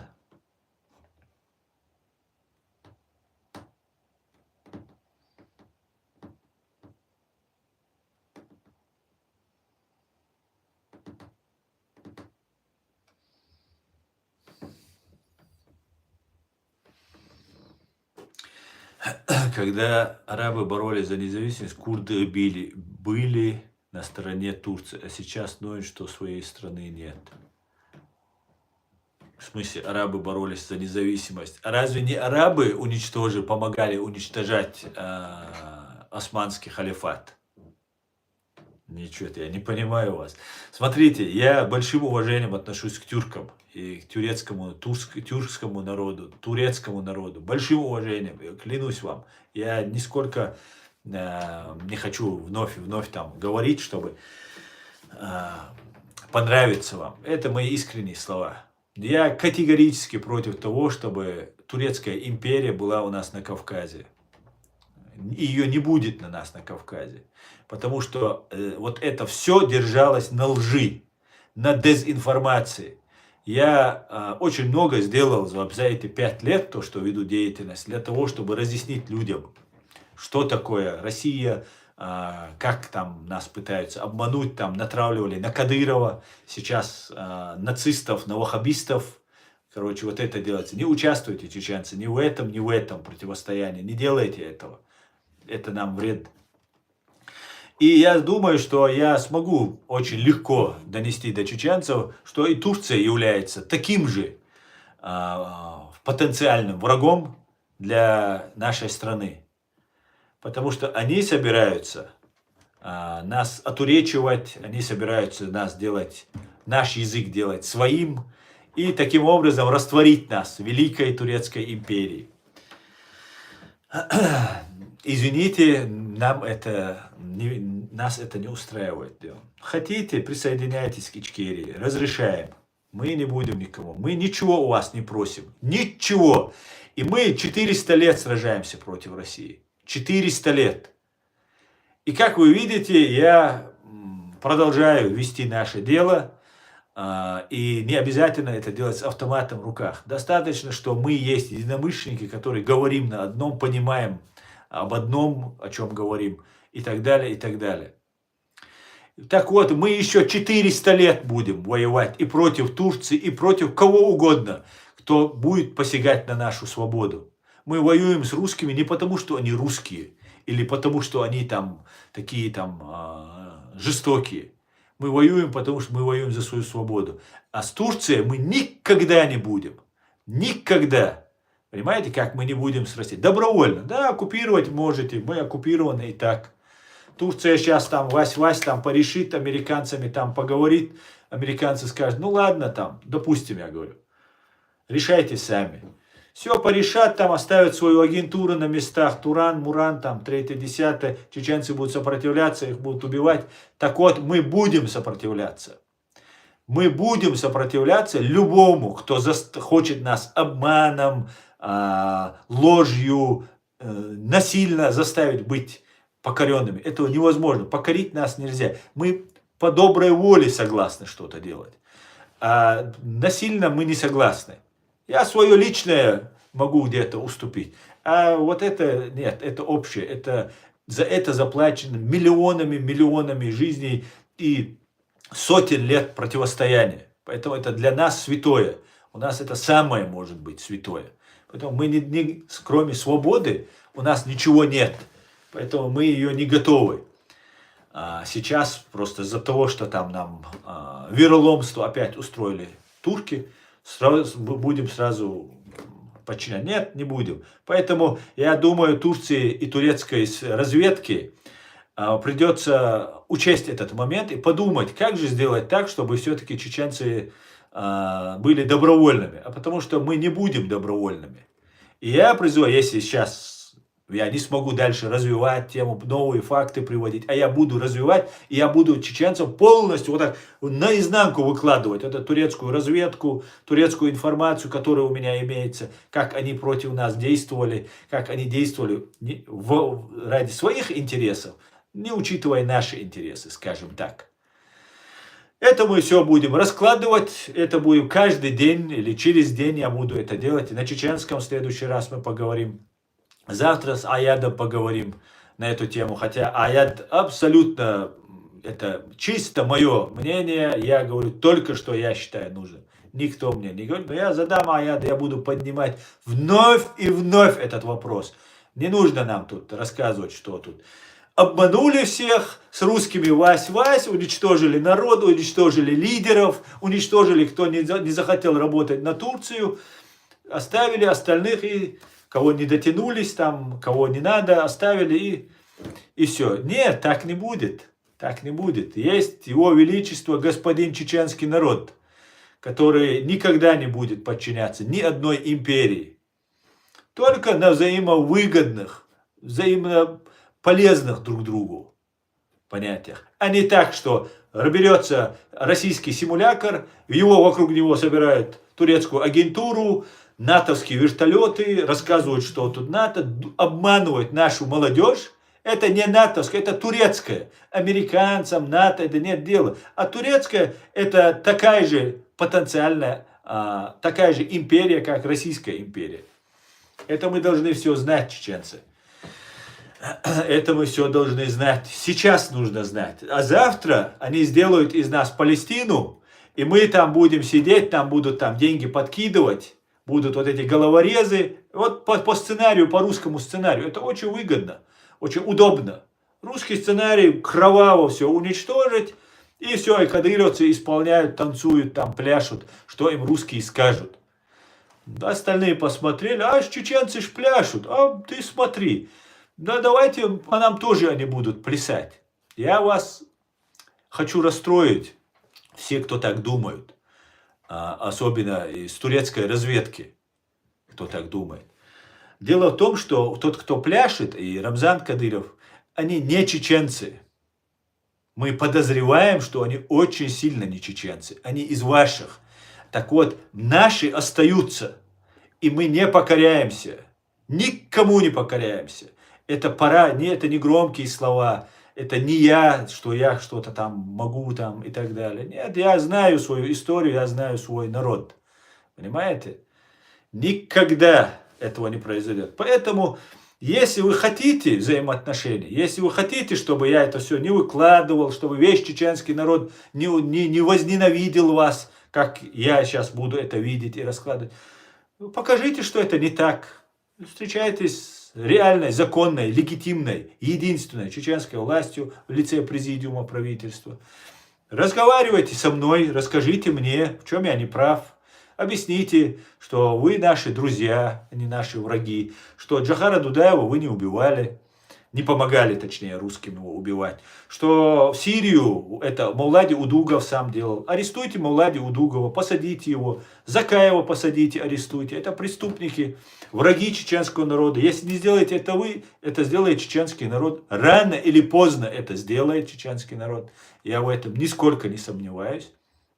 Рядом с Кадыровым усадим этих деятелей, которые такой же вред нанесли чеченскому народу, как нанес тот же Кадыров и Русня. Как-то так, друзья. Как-то так. Поэтому давайте будем ночи, мы должны понять, что наши интересы это только лишь наши интересы. Арбоши, аж дин дючи, аж коммунизм ючи, аж, я не знаю, каратизм ючи, биедадец, не имеет значения.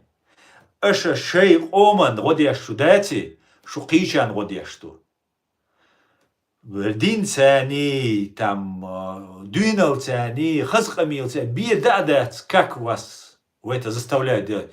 Но если вы не помогаете, какой-то вымышленной мусульманской уме вы помогаете, где это вымышленная мусульманская ума? Да, на земле больше миллиарда, 1,5 миллиарда, может 2 миллиарда мусульман. Но где эта умма? Вот Аяд Диго обратился к этой умме и сказал Лиге арабских государств, Лиге мусульманских, исламских государств, не знаю, как она там называется, помогите нам. Но нас уничтожает геноцид. Вам просто дайте нам площадку. Вам 2 слова надо сказать. Вы нефть можете уронить. Вы можете что угодно сделать с этими русскими. Вы можете на них повлиять. Геноцид, уничтожение мусульманской нации идет. Ему ответили. Он сказал, ну мы пока не можем вам помочь. У нас у самих проблемы. Вы станьте государством. И может быть мы возьмем вас в свою вот эту лигу исламских государств. Вот что нам ответили вот эти все уммы, муммы, пуммы там, и все остальные. Поэтому это все эшбуиш, обманю из валида. Вай оман сагатта диез, вай бусал дуай, дал мулла, дейл цавеш, поймар баквеш, Цабусов нахдуй. Ой, воушен цагатта диес. Если мы будем заботиться о Турции, о Саудовской Аравии, там еще о каких палестинцах, еще о ком-то, о нас никто не будет заботиться. Вот в чем проблема. Понимаете? Вот в чем проблема. Как-то так, друзья. Я не хочу, чтобы у нас была Палестина. Я не хочу, чтобы 100 лет мой народ истекал кровью, и все наши дети и внуки становились пушечным мясом для какой-нибудь новой империи. Я этого не хочу для себя, не для своего народа. Нет. Поэтому мы будем разоблачать.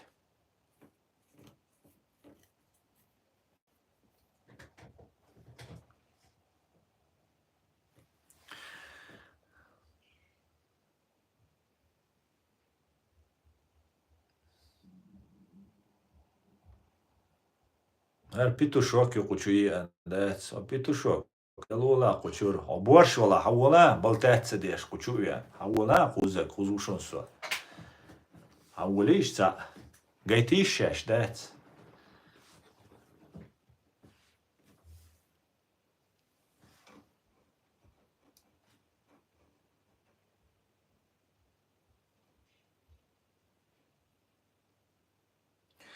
Сюли это оскорбление. Нет, сюли это не оскорбление. Сюли это национальность. Никакого оскорбления я никогда не слышал. Сюли это обычное название национальности. Как дагестанец, вот, объединение дагестанцев, все туда входят. В моем понимании никогда это не было оскорблением. Сейчас кто-то запускает, показать, что мы плохо относимся. Мы не относимся ни к карачаевцам, ни к другим тюркоязычным плохо. Никогда вы от меня не слышали ни одного слова про наших граждан любой национальности, будь то русские, евреи, армянин, сюли, не имеет значения. Нету такого вопроса. Не стоит он просто-напросто, понимаете? А тут нам рассказывают, вы нацисты, вы там это, пошлите вы рыбу ловить. Да. Нет, некоторые чеченцы, я не знаю, Юнус, что тебе говорят. Я чеченец 46 лет. Всю свою жизнь я говорю и знаю чеченский язык. Никогда сюли я не вкладывал в моем окружении. В этом не было. Я потом вижу, что говорят, сюли что-то, оскорбление. Там. Никогда этого не было. Сюли это дагестанец. Как есть аварцы, кумыки, гумки, это кумык. А так, в общем, дагестанец. Говорят же русский дагестанец, вас же это не оскорбляет? Вы же сами себя дагестанцами. Никто не говорит аварец, там, даргинец, 30. Говорят, я дагестанец, Дагестана, дагестанец. Ну вот так мы и говорим сюли. И все.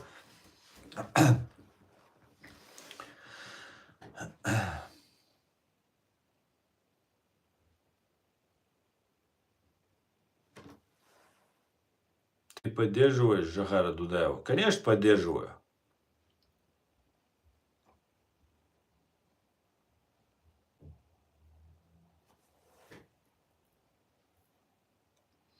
Чеченцы считают, что дагестанцы предатели. И я хочу сплоченности между нами. Юнус, я тоже хочу сплоченность. Но, знаешь, у нас очень плохой опыт общения в последнее время. Как мы знаем, очень много вероломства было со стороны дагестанцев. И это осталось в памяти. Тот же договор с дагестанскими народами, который был у Шамиля Басаева в случае поддержки, оказания поддержки друг другу. И Басаев был втянут. И мы пошли, Басаев добровольцами пошли помогать Чабан-Махи и Карамахи, Даргинские два села, которые русские уничтожали. И должны были прийти кумыки, еще кто-то, Басаев там говорит. Они все не пришли. Все должны были оказать содействие, выступить там, помочь и так далее. Они не пришли. Пошли только чеченцы помогать даргинцам. И таким образом они хотели войну у нас развязать, сказать, что это Басаев напал на Россию там, и так далее. И таких случаев, уважаемый ты, я думаю, молодой, и ты должен это понимать. Мы пережили геноцид. Вот вы все наши соседи, россияне, вы все россияне. Вы должны от россиянства отказаться. Для меня нет разницы. Мне выстраивать отношения с россиянином только потому, что он кавказец или потому, что он там мусульманин. Меня это абсолютно не устраивает. Я лучше буду выстраивать отношения с армянином, который разделяет мою позицию и за то, что он против оккупации моей страны и осуждает геноцид моего народа. И он не россиянин. Я лучше буду с армянином, а мы знаем, что армяне всегда были пророссийские и так далее. Но если этот армянин такой, я буду с ним, чем с дагестанцем, с ингушом, с чеченцем, который мусульманин, который и так далее, но он пророссийский. Меня это не устраивает. Поэтому я не делю, я пытаюсь объяснить людям, что нам не нужно делиться по национальному там, или какому-либо другому признаку. Кроме того, что ты за империю фашистскую или против. Ты за то, чтобы Чеченская республика была деоккупирована или против. Ты за то, чтобы убийцы чеченского народа привлечены к ответственности военные политические силы фашистской России. Или против. Все, вот эти вопросы решают все вопросы. А так ты можешь быть любой религии, любой национальности, абсолютно. Но если Дагестан, как бывает, мы кавказцы, у нас похожий менталитет, у нас похожие традиции, и мы друг друга очень легко понимаем, взаимоотношения очень хорошие. Но потом возникает ситуация, так мы же россияне, а мы не россияне, дорогие. Мы не россияне, мы граждане Чеченской республики Ичкерия. Навеки вечное, такими будем. Поэтому мы хотим, чтобы вы стали свободными. Мы только за. Но вы это сами должны сделать. Поэтому я сейчас на сегодняшнем этапе наших взаимоотношений, видя, как турецкая разведка нам вот этих тюркоязычных дагестанцев внедряет вместе там с этими пророссийскими. Пророссийские и тюркоязычные объединяются. Почему? Про турецкие, точнее. Про российские и про турецкие. Про турецкие почему с нами, свободными чеченцами, не объединяются? Почему наш президиум не поддерживает? Почему нас не поддерживают? Нам нужна помощь, нам нужна поддержка. Со стороны Турции нужна, со стороны Германии нужна, со стороны Америки нужна, везде нужна. Но ее нет. Российская агентура, вот я вам рассказываю, Агаев Сайхан здесь работает. И то, что он, я уже не сомневаюсь, специально за мою деятельность, он здесь нам портил работу. Нам он ничего не сделал, ну, вокруг ходил, всех запугивал, что вот он такой там чечен, и что лучше не работать там и так далее. Так вот, вокруг вот этого агента российских спецслужб находятся всегда турки. Вот так массово. Везде, куда вы ни гляньте, они все вместе. И вокруг Ахмед Закаева такие же. Вы мне объясните просто, я, может, ничего не понимаю, может, вы от нас, почему нос воротите? А потому что мы выбор чеченского народа, а вы не хотите его, турецкая разведку, я говорю, она не хочет выбор чеченского народа учитывать. А мы тогда будем не учитывать турецкую разведку. Мы будем разоблачать турецкую разведку за все, что они делали. А то, что не делали, ну, будем предполагать и говорить. Ну, в силу наших возможностей.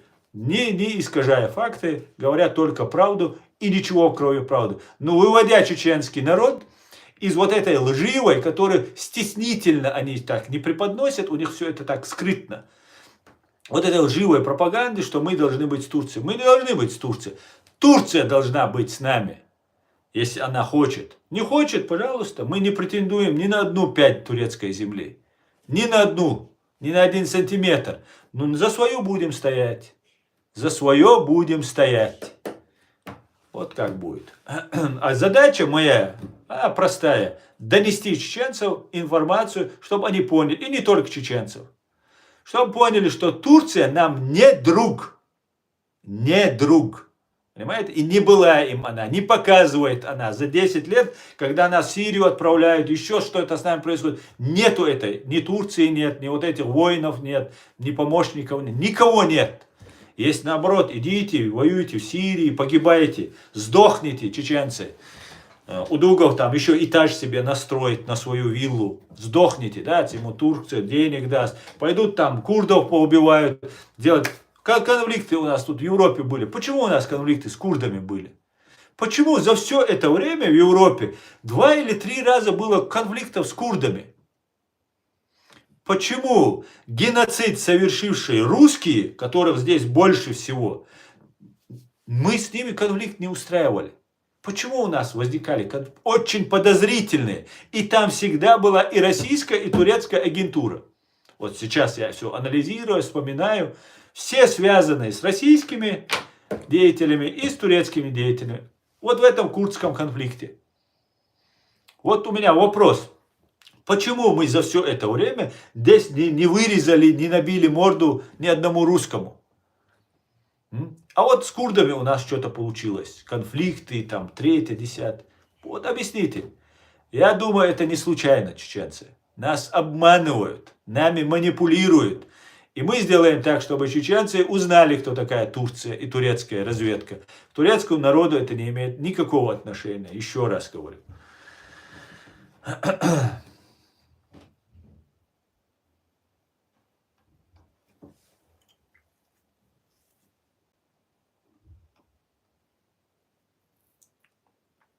Ичкерия будет свободной от рашистов. Да, Алмула, да, Алмула. Турция мечтает создать Османскую империю. Да.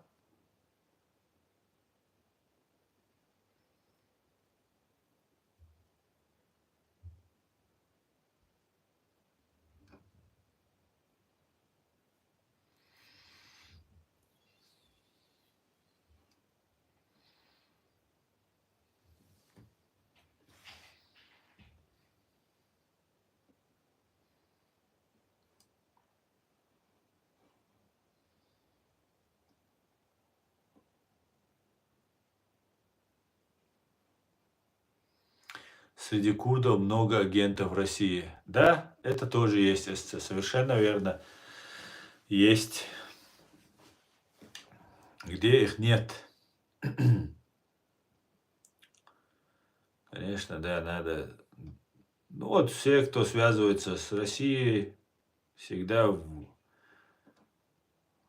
плохом положении.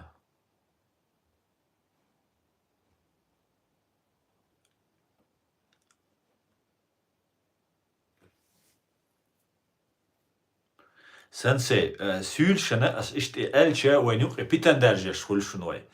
И это тоже нельзя. Здесь очень тонкая грань. Мы не должны с нормальными дагестанцами, с турками, тюрками, карачаевцами, мы не должны с ними ни с кем ссориться. Мы должны просто четко распределить, разграничить линию, где наши интересы ущемляются, и заявить об этом. Но не переходить на них, на личности, на национальности. Нет, среди дагестанцев есть огромное количество порядочных, умных людей, которые не хотят жить под кабалой России, которые есть кто гиб сражался, защищал Кавказ от фашистской Русни. И, конечно, мы это тоже должны все учитывать и уважать. Как-то так, друзья. Как-то так.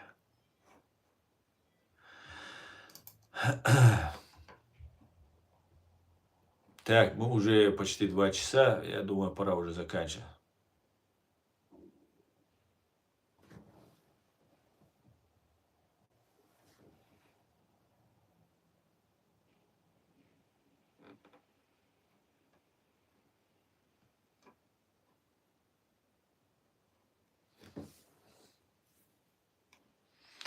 Я их не терплю, я их не читаю просто. Их вы, наверное, читаете, я не читаю.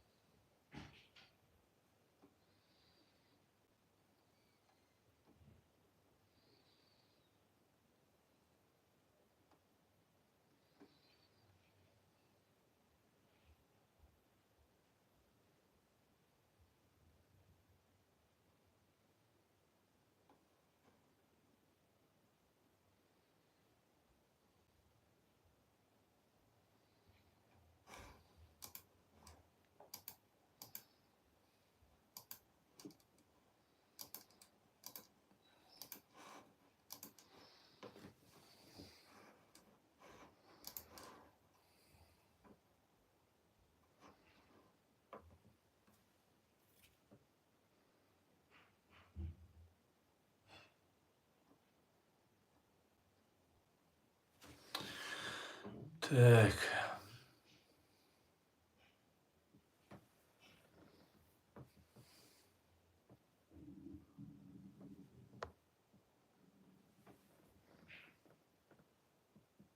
Чеченцы, надо активно искать союзников среди американцев. Абсолютно с тобой согласен, Эльби. И я, знаете, что посоветовал бы вам, чеченцы, всем нам? Везде вывешивать у себя на аватарках, везде ставьте американский флаг. Пишите чеченец, что ваша национальность, чтобы было понятно. И ставьте американский флаг.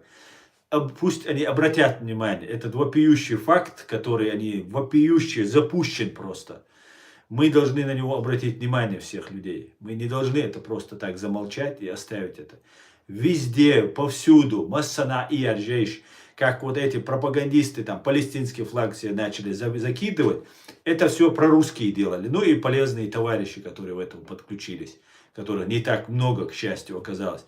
Но мы сейчас должны, давайте, вести проамериканскую пропаганду. Давайте среди чеченцев объяснять, кто такие турки, турецкая разведка имеется в виду, все, кто такие вот эти все деятели, что они хотят, вот эти имперцы, строители новой империи хотят нам снова принести зло, горе, и потом, чтобы мы были солдатами вот этих, вот этой османской, туранской империи. Это мечта, наверное, османов, помните, когда после большой русско-кавказской войны, когда от 2 миллионов осталось где-то 120 тысяч чеченцев, 95% было убито, и 15 тысяч, по-моему, чеченцев, или 10 тысяч, я не помню сейчас, какое там количество было, или 15 тысяч, поехали, по договоренности в Турцию поехали. И турки мечтали нас принять, но для чего? Для того, чтобы там против курдов, против других там нас усадить, и чтобы мы против них воевали.